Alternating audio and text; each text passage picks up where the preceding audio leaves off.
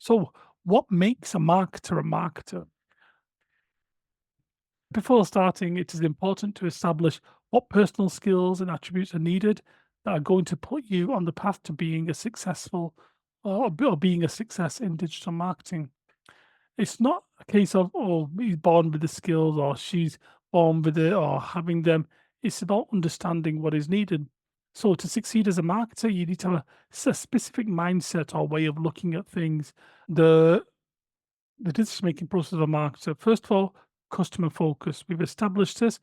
Put the customer at the center of everything you do.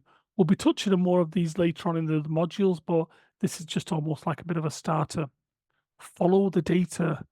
Don't do things because you feel like it. Steve Jobs didn't invent the iPhone because he felt like it. He did his research.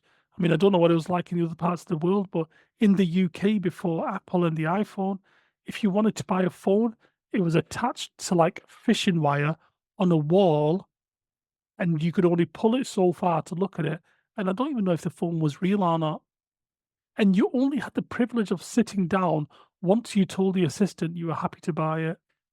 Steve Jobs changed that. He put all the phones out there on tables and chairs. Sit down, enjoy yourself, and take your time. Why did he do that? Remember at the time, for those of you who are old enough, there used to be phones called Nokias. At the time, everyone had a Nokia phone. And if you didn't have a Nokia phone, you had a Nokia charger in your car because it was so popular. If someone had said to you at that time Nokia is going to go out of business, it's a bit like saying Google's going to go out of business now. It would almost be unthinkable. So follow the data, do the research. So this is important. So the data is important because the customer will give you clues and what the customer wants. Secrets lie in the data. But don't worry, we're going to be showing you on this course how to use data, how to acquire data, and basically how to make the most of it. So, make a decision.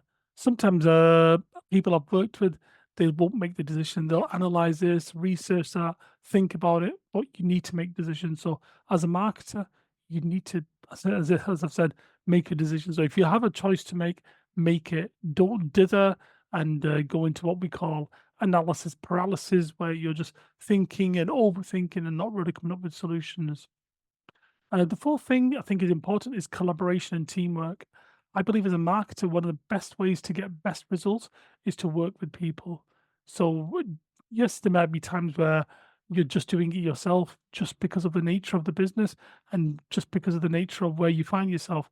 But collaboration and teamwork is key. Work with people with different ideas to you and be able to have that conversation where you're working in teams, everyone's doing a separate part, and you're coming together because that I believe is a big key to marketing because you can't be an expert or a specialist on everything. You need to work with other people who will provide their own expertise in different areas. Have an ethical approach. You can see the smiley face there. I mean, you can do things in an underhand way, but I like to do marketing, get things right because I've done it the right way. And then you have the confidence to know that you didn't cheat or you didn't do things that they weren't meant to do. I'm not saying that no one's ever cheated, but what I'm saying is have that ethical approach because then when you have the success, you'll know why you've got it because you'll know that the data you got was right, the decisions you took were correct, and everything followed the process. But if you don't do them ethically, then it raises doubts about future campaigns and future marketing activities. It's never perfect, just do it. Don't aim for perfection, there's no such thing. Just get things done, get things launched, get things out there. I mean, I work with some people who focus on perfection, and I have to guide them to say, right, don't worry, um, don't worry about that. It's absolutely fine as it is. Let's just get it launched. So remember, I rather get things done at a 9 out of 10 rather than strive for 10 out of 10 perfection. Example, Facebook. I remember when Facebook first launched, they had that feature called a wall, didn't they? Where everyone went on people's walls and wrote things or something. Does the wall exist now? Absolutely not. But did Mark Zuckerberg sit there waiting, thinking, I don't like this wall, there has to be a better idea? No, he had launched. And that's what we need to do. You need to make decisions and you need to get things done. One of the biggest things that people say about me is, "Kaz, you get things done." And I like that because if someone gives me a job, they know I'll complete it. Be flexible and open to change. Um, well, one of the, I suppose, what we're saying here is don't just be sticking to something if it's not working. If you've done all the research, you've done everything, and you think this should work, don't dig your heels and say, nope, this is the way we're doing it. Adapt to the market forces, adapt to what the customers are telling you, adapt to what we are doing. I mean, later on, I'll tell you about my £10,000 marketing mistake, which ties into that. And I had to show flexibility in order to be successful, but be open to change, be open to doing different things. Another example is the one that we mentioned earlier with the customers who didn't know how to put the decorations together, and we had to create the video. Had I said, "Oh, absolutely not. We've provided instructions. It's the customer's own stupid fault. We've given the instructions. Tell them to read them more carefully." And we've all dealt with companies like that. We've dealt with companies who say, "No, our terms and yeah, according to our terms and conditions, blah blah blah." They love it, don't they? But be flexible, understand the customer, and be open to change. So that we were open to change. We created that YouTube video, and the customers loved it, and we could tell they loved it because the amount of views the video had got within the first 24 hours of posting. I think we had 280 views. Doesn't sound like a lot, but remember, each one of those 280 were people or customers who'd purchased a product and then gone on to watch the video, which then led us to the final point there, the continuous learning. So we learned that the instructions that we gave them weren't good enough, or they just didn't want to read it. Because sometimes people just we want to see the visual thing now. Like if you had to go repair your washing machine or dryer at home, usually we used to Google it. Now I'd go to YouTube. I'd want to search on YouTube so I can watch the video because I can't be bothered reading through some PDF document of about how to repair a washing machine. I'd rather just see it and try to do it myself. And this is once again, this is where the continuous learning comes in, be able to adapt and change to what the customer requires. So, as we mentioned, guiding principle backed by data. When marketers make information, I mean, when marketers make decisions, make sure that decision is based on data and information. So remember, we're going to show you all the tools. We're going to show you what tools to use for research. We're going to show, and like I say, I'm not talking about scientific research. I'm talking about top level research that will give you the clues in terms of who to target on advertising and how to get the best results. But whatever it is, it's going to be backed by the data. So if the data says it, don't just say, well, I reckon this is what we should do. Well, yeah, I was talking to my uncle and he thought this, or my niece said that, or someone said this. No. Well, yes, real life experiences are useful, but remember to follow the data. We always have to give a reason why we're making a decision or the reason why we're doing something.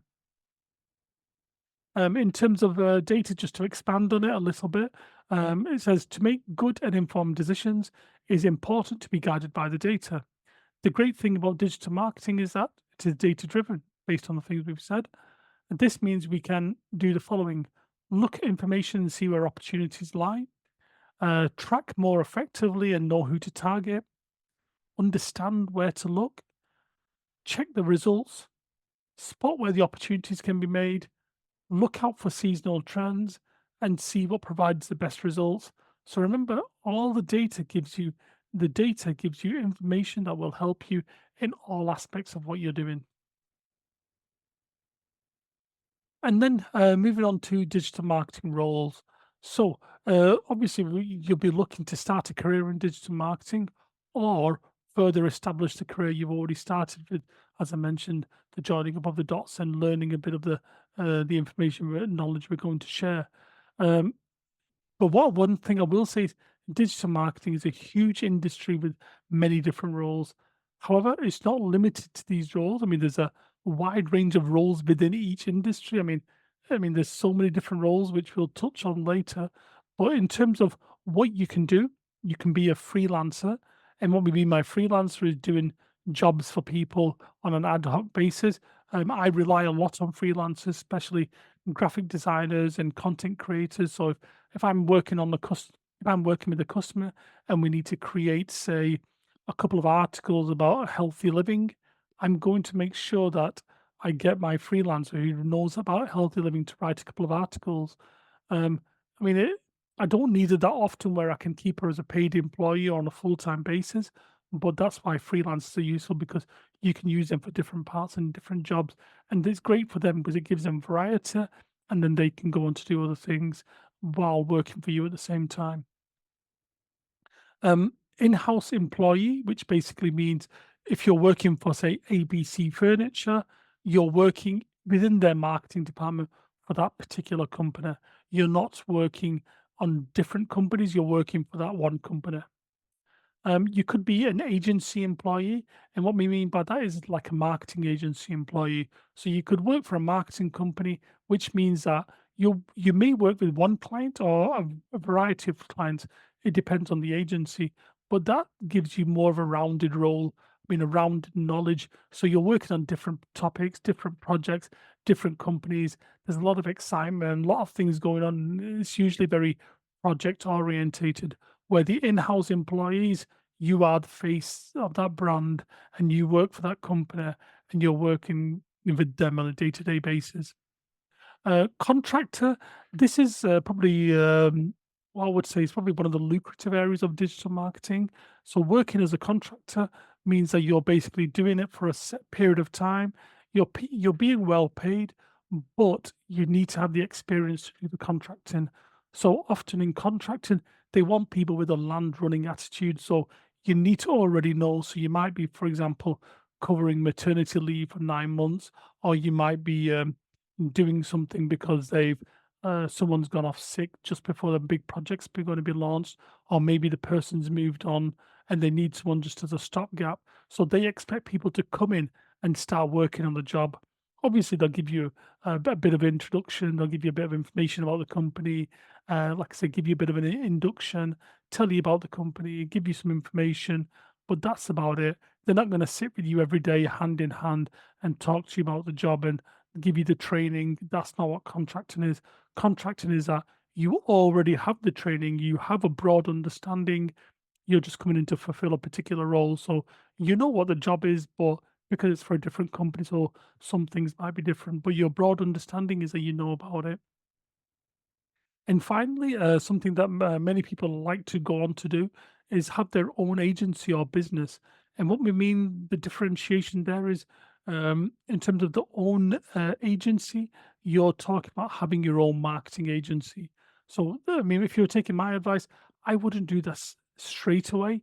I'd probably work towards this. So, get your experience first, just so you know how it works, like how to send an invoice, when do you send an invoice, setting meetings, insurancy business needs, like all the kind of logistic and administration stuff that you probably forget about and don't understand how it works. That will give you the by working for someone else, you'll get that experience. So you could run your own agency, or you could have your own business. So you might be saying, "Listen, Kaz, I just want to learn digital marketing, so I could do it on my own business, so I don't need to pay somebody else to do my marketing for me." That's absolutely fine as well. So if you're a business owner, you could do it within your own business. So you could be your own digital marketing person.